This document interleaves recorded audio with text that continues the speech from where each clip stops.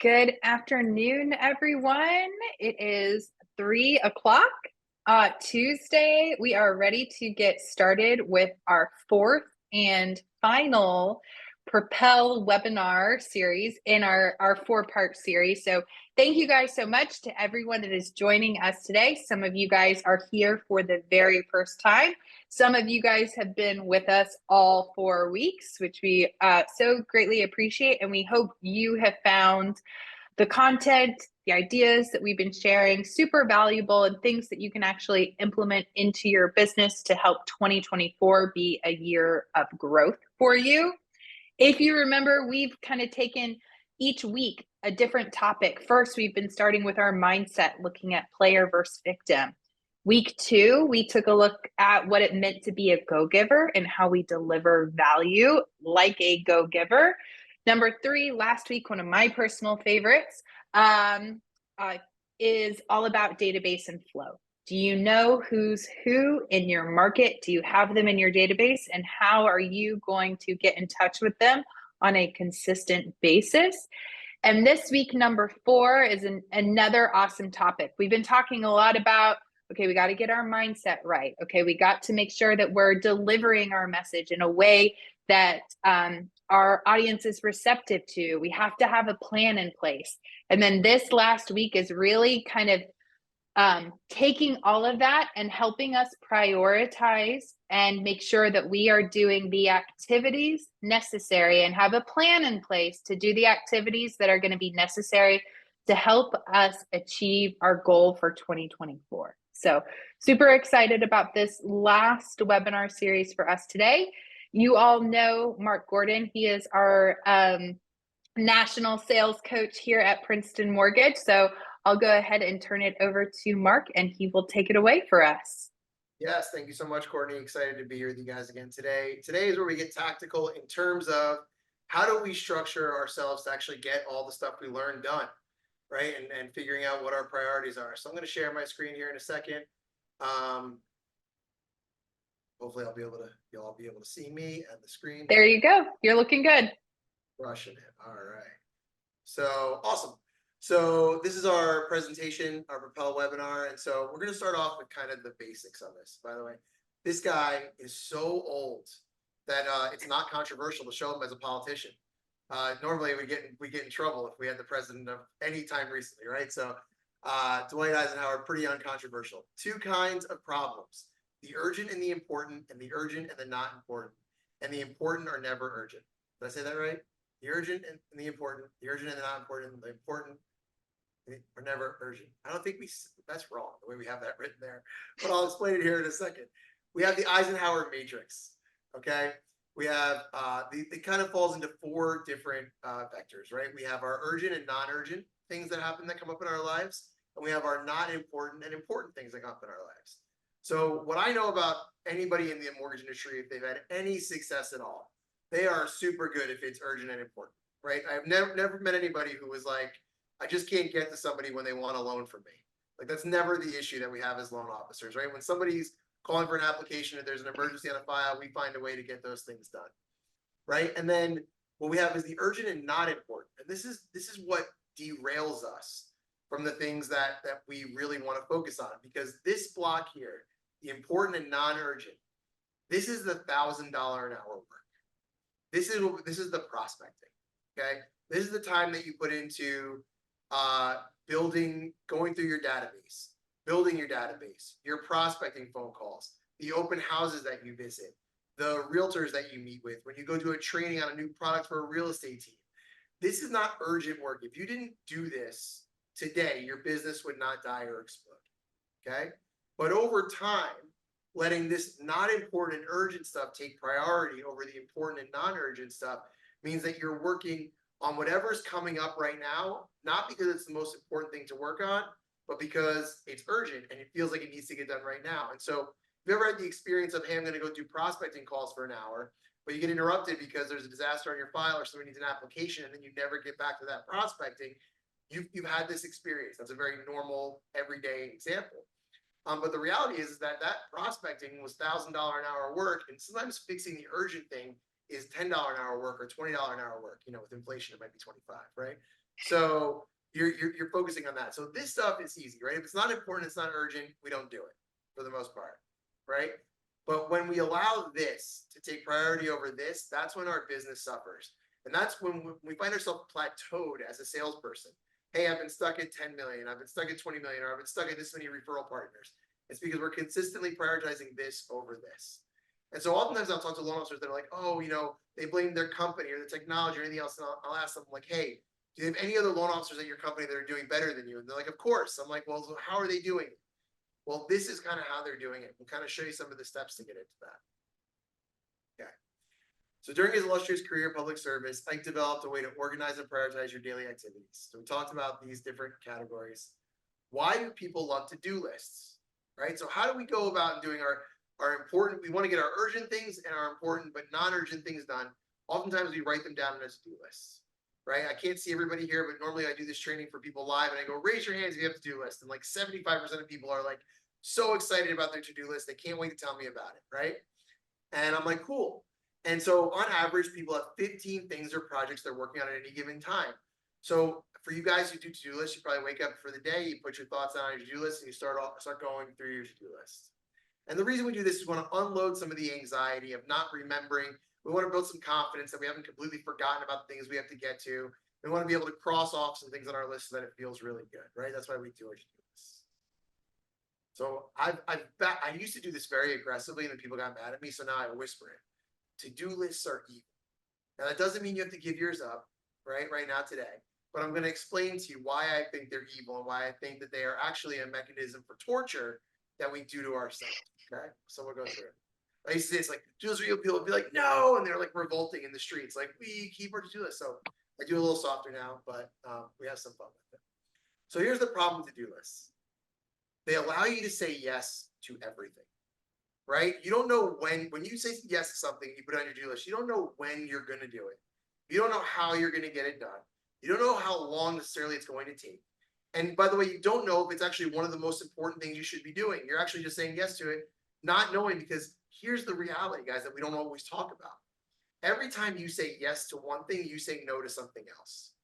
Now, whether that no to something else is something at work, or it's a time at home with your kids, your family, time with the TV, Netflix series, whatever you're watching, when you say yes to one thing, you're saying no to something else.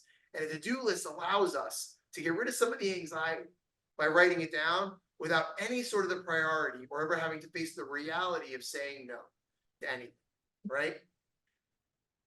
So this is a quote, my favorite quote from Warren Buffett, and I love Warren. There's many quotes I love. The difference between successful people and really successful people is that really successful people say no to almost everything. I'm going to shape it another way.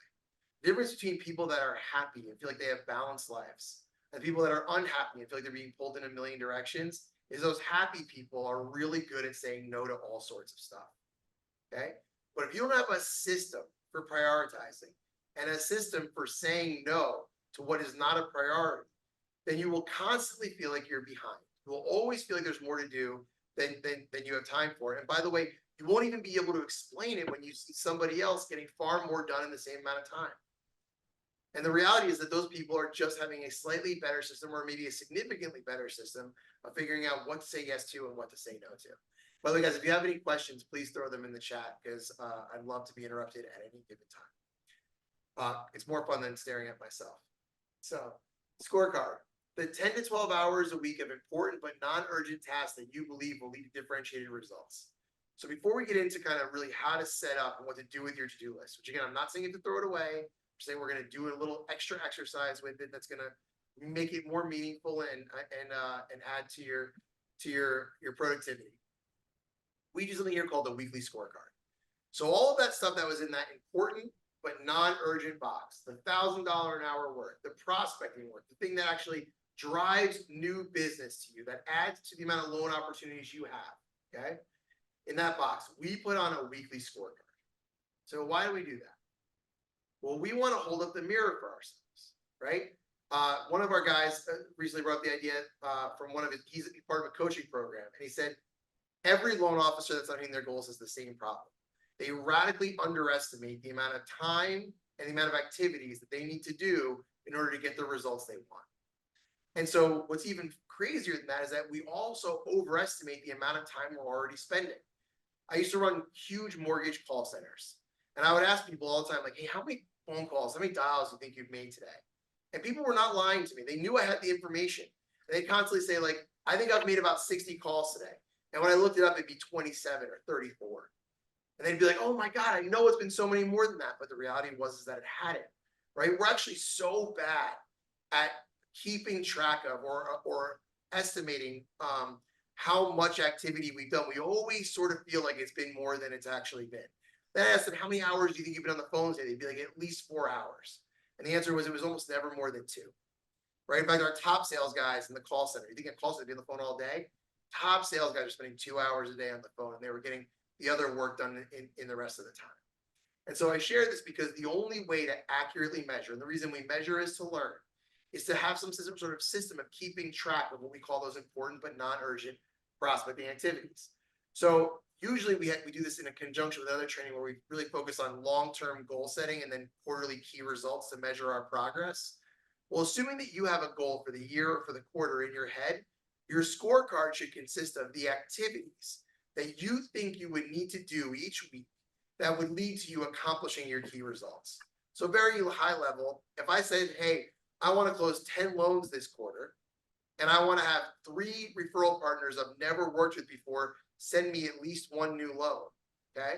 Then what I would do with my scorecard is estimate how many phone calls do I think I need to make to realtors, how many in-person realtor meetings I need to do, how many open houses do I need to go to, how many handwritten note cards should I be sending out, how many forward conversations should I be having each week that I think if I got 100 on my scorecard, I'm really confident that I would get to those 10 loans and those 3 new referral partners, okay? So I'm going to show you kind of an example of what we do for our scorecards here at Princeton in a minute. So we need to have some, by the way, this can be as simple as like you only track one thing to start. As in like, I'm going to have 50 conversations this week. You put a notepad on your desk, you put a line down on a piece of paper on the scorecard each time. That's a great way to start. And by like, I've had at least 50 conversations this week, but when you look at the pad, it's only 33. The reality starts to set in. We hold the mirror up and we look in the mirror and go, okay, where do I need to reprioritize so I can make sure I'm getting to those 50 conversations, okay? So here's an example of a Princeton scorecard. You'll see it's loaded, right? And by the way, everybody uses this in their own different way. We have some people who are very meticulous about it, which by the way is awesome if you're into it. There's some people that also use it on a very basic level and it works for them. But either way, they're keeping track of what they're actually doing and what they think they were supposed to do in order to hit their goals. So you'll see here, by the way, I don't know if you can actually see it, but we have our forward conversations. We have writing out our gratitudes every day. We have attending sales trainings and going to different things. So investing in ourselves, because these are all what we consider non-urgent things, meaning that nothing on this list, if you didn't do it at all this week, if you went on vacation for 2 weeks, never did any of this, your business will not blow up. It will not explode. None of it is urgent, okay? But each time you let something urgent get in the way of doing these things, you're favoring $20 an hour work. And what I mean by that is you could literally hire somebody for $20 an hour to do most of those things, right? But versus the $1,000 an hour work that only you can do. These are the things that salespeople actually get paid for. These are the things that drive business, right? You could have the world's best admin for $100,000 a year. You can make $1 million a year as a loan officer, right? We know that. We all know people, even last year, we know loan officers that made 7 figures. The reason is this work, they're prioritizing this first, okay? So here's the deal. When you have that stuff on your to-do list, you need to schedule it. And so what we've become fanatical about here teaching at Princeton, and what I've become fanatical about teaching the realtors I work with, small business owners that I've coached in the past, is being fanatical about where they're spending their time. And by the way, putting in their calendar the priorities first, meaning the things that they're not willing to give up. And as you'll see, when I go back, you'll see some of these things start with exercise or date nights with their wives, attending a community event, right? I have I have time in here to do homework with my kids, dinner with my family. The things that are important to me in my calendar are there first. The second thing I put in my calendar is all the important but non-urgent $1,000 an hour work, prospecting activities. So for me, that includes recruiting loan officers, working with big real estate offices to try to get my loan officers more loans, right? So I have an hour every single day blocked off for proactive outreach to loan officers that I'm trying to recruit. And then I have 2 days a week where I have additional hour in there for contacting real estate team leaders or brokers, trying to get my team in there, maybe set up MSAs and do other things. That's the most important work I do. The work that's going to come and deliver more money to the bottom line, that's going to actually add, there's a million other things I have to do during the day. One-on-one coaching with my team, by the way, this is my third priority, right? But it's never urgent. If I miss a coaching session this week, my team's not going to explode, right? We have a file that needs some help on pricing. We have to go ahead and do our accounting. There's a million other tasks that come up. But ultimately, the one thing I can't hire anybody else to do that's completely reliant on me is the important but non-urgent prospecting activity. My posting on social media, my putting those things together, that's important but non-urgent prospecting activity, right?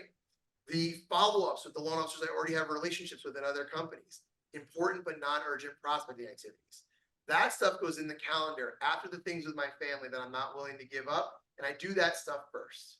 Now, it doesn't mean that nothing urgent ever comes up. And what you'll see here, and this is a really important thing I recommend, these blocks here that are really an hour and a half of the same thing, what you'll see here is that we split it up into 3 30-minute blocks. Why do I do that? Well, because in reality, I know that there's a chance I get interrupted by something that is actually urgent, right? Files blowing up, a realtor is very upset, I got to take this call. And so I'm going to be willing to take that call here, knowing I'm going to move this block somewhere else because I got interrupted here. It's very hard to move an hour and a half block. So what ends up happening is if we do that in one block and I get interrupted, I kind of never go back to it. But if I have 3 30-minute blocks, I then can shift right back into my prospecting time and move that half hour somewhere else. The last piece of this that is really important is that to-do list that we talked about being evil. Once I write it, but I don't even write mine anymore, it just automatically goes into the calendar. But let's assume that you're not willing to give yours up. As soon as you write that stuff down, you need to put when you're going to do those things in here. And I'm so fanatical about it now that I have when I get my oil changes done as a recurring block in my calendar that comes up. When I both schedule my doctor's appointments and then not so when I do them, right? Because when I do my doctor's appointment, I have to make sure I can get an appointment. But every 6 months when I have a doctor's appointment I need to schedule, that's in my calendar. It's a recurring calendar forever. So I don't have to put it on to-do list. I don't have to remember to do it. And here's where that really changes people's lives when they dive into this, okay? Remembering to do things accesses the same creative part of your brain as all of the creative things you need to do in your work in terms of like, what are the things I'm going to say? How am I going to have a great closing conversation? How am I going to listen to this realtor's wants and needs so I can deliver those things? And so when you have that to-do list and you don't know when you're going to do it, you probably all had this experience before. All day long, you have this like nagging thing in the back of your head, which is like, I got to remember to do X. I got to remember to do X. When am I going to do X? And it's like that anxiety builds. That thought you're having, okay, is sucking up all of your creative activity. And so now all of a sudden, you're not present for the conversation with your realtor. You're not paying attention to what their needs are. You're not listening to those things. You're not coming up with the best possible responses. You're not sending a clever response to a text message or an email that's the work that you need to be focused on because you're worried about your brain is spending energy making sure you don't forget this other thing, right? Now, if I pick a time between 7:30 and 8 o'clock tonight where I know I'm going to do that thing and I become faithful to myself and my calendar where I'm getting really good at coming through on what I say I'm going to do with my calendar, now I get to release that feeling in the back of my brain. I get to release that thought. I go, it's almost like it's already done. That thing I have to do later, it's already done because I know exactly when I'm going to do it. And so the discipline of your calendar equals freedom, both with your thoughts and your actual time. Because right now, what happens when someone cancels on you for a meeting? You scramble trying to do a million things that you're behind on.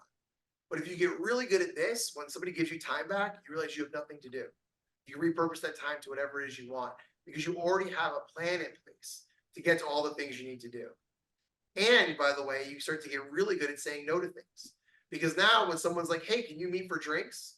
Well, I look at my calendar and I realize that means I'm saying no to dinner with my kids. I'm saying no to bedtime stories. Maybe I'm saying no to prospecting work. And so maybe I say, well, this person is worth having dinner with, but this person isn't because now I know that saying yes to this means saying no to that. And we're bringing real meaning to that conversation.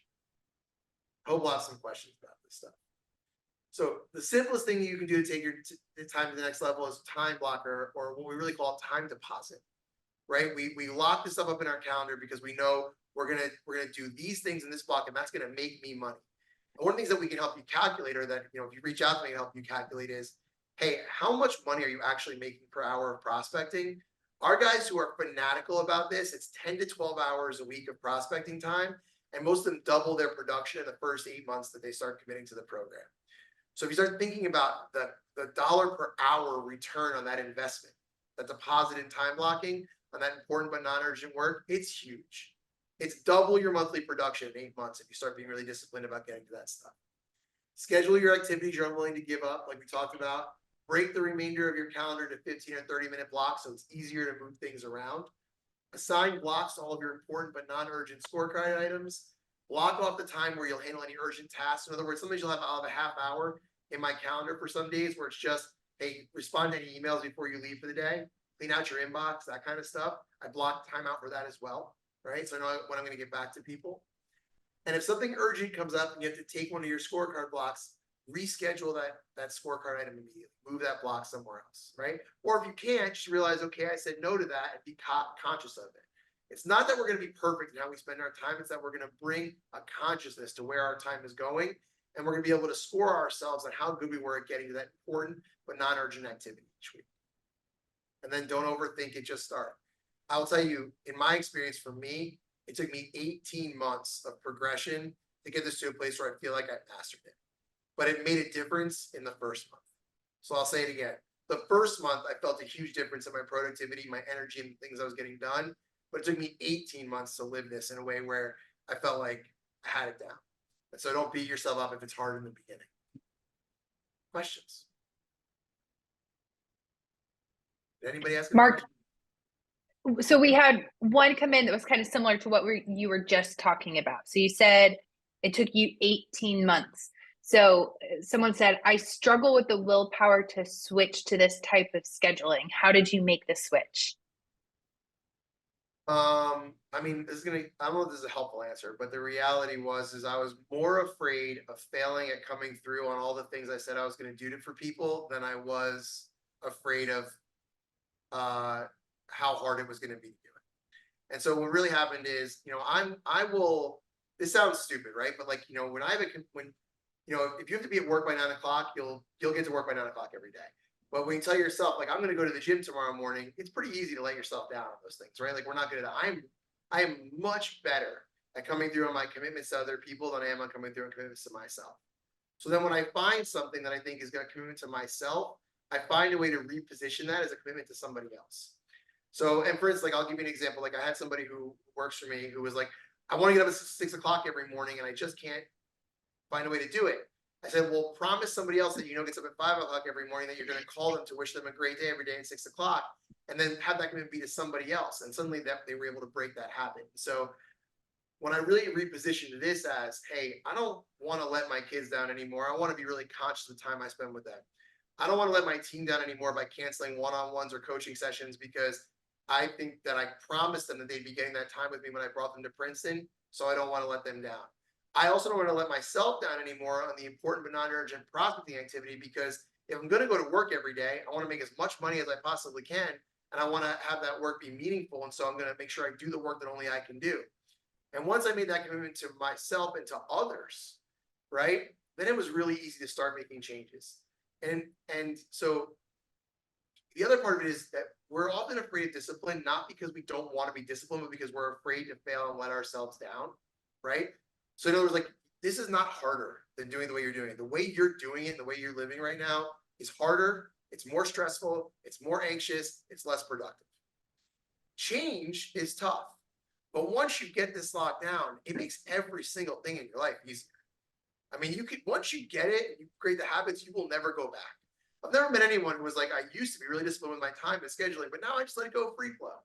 Like, that's not a thing that happens, right? Like, no one gets tired of this once they're in it. No one who's mastered it decides it's not for them or it's not productive. Like, this is the way, right? And so once you acknowledge that and realize that if it's really important for you to become a person capable of achieving big goals and doing big things and still having a balanced life, I don't know another way to do it, right? And so and that acceptance of that reality, which is I was no longer willing to let myself down and who I wanted to become, is that, like, by the way, just start. And start with an accountability buddy. Like, we have two guys on our team who are kind of moving in this direction, and they meet every Friday to go over how good a job they did with their calendar this week, meaning did they do the stuff that was in there? And just knowing they had to have that conversation on Friday at 3 o'clock was enough to start radically changing their behavior around it. Because the shame of going out there and going, no, I didn't do it because I got a phone call from some pre-approval that needed my attention right now, and so I didn't send my note cards. It sounds ridiculous, right? It's a priority and that probably doesn't matter for things that matter over time. And so how can you put some hacks in place that allow for you to keep moving the ball forward and keep picking up those skills? But discipline equals freedom. It's not the other way around. This is not taking your freedom, it gives it to you.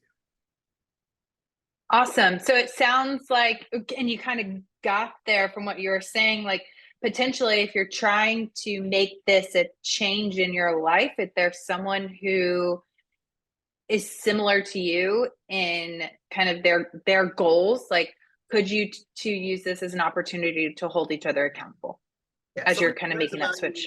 Somebody cares about you enough to be mean to you a little bit when you screw up, right? Get that person on board and start with an accountability buddy. Awesome. I think Stacy, who's one of our Princeton team members, which is why I said her name, has a question. Hold on, let me see if I can get her. She's in, but her camera's off. So, Stacy, what's good? Talk to us. There we go. Mute. Can you hear me? Yeah. We can hear you. There we go. All right. Sorry, guys. I'm on the road today. I had a question for you, Mark, because I'm, as you know, really working the system, and I agree with you. It does take practice and time. It's like immersing yourself in it. So what I had to do over the last few weeks, I had to remove things intentionally, if that makes sense, just until I'm in the moment. So something resonates with me, and I just want to bring this up with you. I've changed my view, right? My job is to prospect, and I put that to the forefront every day. And when you talk about breaking up the calendar into half-hour increments, why I love the idea, I'm being real with you when I tell you it's fearful to me, because for someone like me, my attention gets easily distracted. So for me to actually focus in that, you know what I'm saying, Mark? Like to actually get into focus and get in the zone, so to speak, it takes me a little longer. So I like what you're saying about the half-hour increments, and I understand why. However, is it better to do it that way? Or like I'm finding success, to be honest with you, just carving out literally certain days where I'm prospecting. Is one better than the other? First of all, if something's working for you, don't let me change it based on theory. What I would share with you is, again, if you saw those blocks, it's not like I'm only planning to prospect for a half hour. My plan is to prospect for an hour and a half. And so it's just 3 half-hour sessions back to back, which to your point is I need some time to get going and get into my rhythm too. And so I would never just schedule a half hour to prospect. My point is to simply say that even if you were going to do it for 4 hours, let's say you do all afternoon as a prospecting plan, to distribute in a certain way where if you get sidetracked because something urgent comes up, that you don't, I find that people that, at least for me and some other people I've coached, have the tendency to kind of throw the baby out with the bathwater. You're an hour and a half into your 2-hour prospecting session, you get interrupted for 5 minutes and you're like, never mind. And what I'm saying is if you have those in half-hour blocks, it's easy to move that last half hour somewhere else, right? Maybe you don't have the energy to go that last half hour, so you're going to get back to it later. And so I share it for that. But again, if anything's ever working for you, there's no reason to change it, right? Like, just you have to figure out what working for you means. But if you think you're doing the 10 to 12 hours a week of stuff right now, I wouldn't change anything about it. If you're struggling to get that for some other reason, then let's talk about how we can improve. Cool. Thank you. Great question. Awesome. Had another one come in. This is kind of a 2-part question. I feel like you've kind of answered part of the first part. So if you have any additional things to add, but I think the second part's really important. So the question was, how hard is it to get started time blocking and scorecarding? And then how do you prioritize one thing over another that has to be done in the same time or same day? Okay.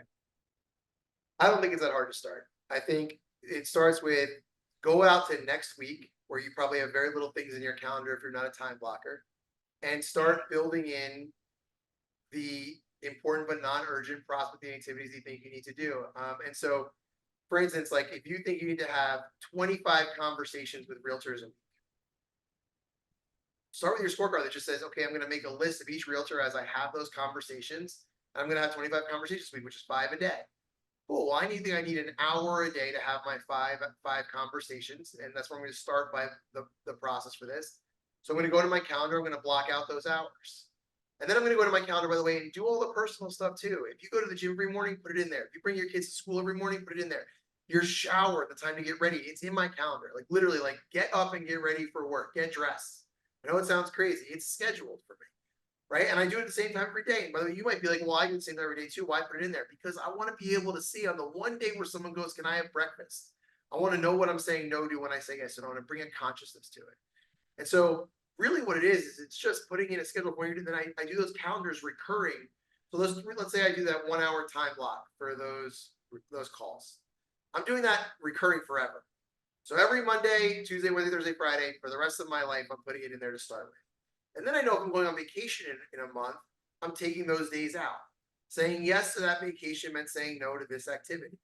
And so what you really want to start with is you just start for next week, put in all your important but non-urgent stuff, put it on recurring forever, and then work backwards from there when you realize what's realistic and what isn't.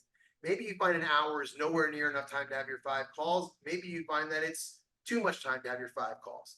And then you adjust, right? And so it's about building the habits of actually letting your calendar reflect your plan and then changing your calendar when it doesn't. And then once you build those muscles up over time, it becomes very easy. Same thing with your scorecard. Start easy, right? Pick the 1 or 2 important things that you want to focus on changing behavior on. Hey, I want to send out 2 handwritten note cards every day, and I want to have 5 phone conversations every day. Great. 10 note cards, 25 conversations. That's your scorecard to start. And then we can always add to it from there. What was the second part of the question, Courtney? I forgot that part. How do you prioritize one thing over another that has to be done the same time / same day? So if it has to, I reject the question comes loaded, because if the answer is it has to be done, then it has to be done, right? And so how often does something have to be done? If my kid is choking, then I have to go address that right now. And that's like when I talk about have to, like that's the level of when I hear have to, that's what I taking it down from there. Okay. What I want to prioritize is, okay, if I don't do this right now, can I do it later? And if I really can't, it's got to get done now for some reason, then I'll go do it now. It's urgent. Urgent sometimes, if it's important and urgent, it's important and urgent, right? The question is it urgent but not important? And by the way, like responding to an email that's internal from your company right now, it can wait till later, right? It has to get done before the end of the day. That's why I have a half hour block at the end of my day to get to those things. So how can you schedule in time to do the not important stuff so that it never becomes urgent? So what I would say is that if you're even asking that question, it's because you are living in a world where you're treating things like they're urgent that I think are not urgent, right? If your house is on fire, putting the fire out is urgent, right? If you have a borrower that's annoyed because they think they already sent a document and your processor is asking for it a second time, that's not urgent. You can text that person and be like, hey, I'll call you back at 2:15 and they will be fine. And then I'm right back into my prospecting. So really evaluating for you what is urgent and what is your business built on. And the reality is to get to 10 million a year, sometimes you're like, hey, my value prop is I'm available 24 hours a day, 7 days a week. I'll answer any questions. You'll do all that stuff. And so everything's urgent. That's what got you to 10 million. You're like, why can't I get to 25 million? Because if you get $25 million loan officers don't live that way. They can't. You don't get to 25 million unless sometimes you can put that urgent stuff to the side and really focus on building your business. And I'll give you another example of this. You can go to any TED Talk or the LinkedIn series of speakers, and you will see CEOs of huge companies sit there for an hour and a half and answer questions from people like they don't have a care in the world. Those people are literally running the biggest companies in the world, but when they're there, they're present.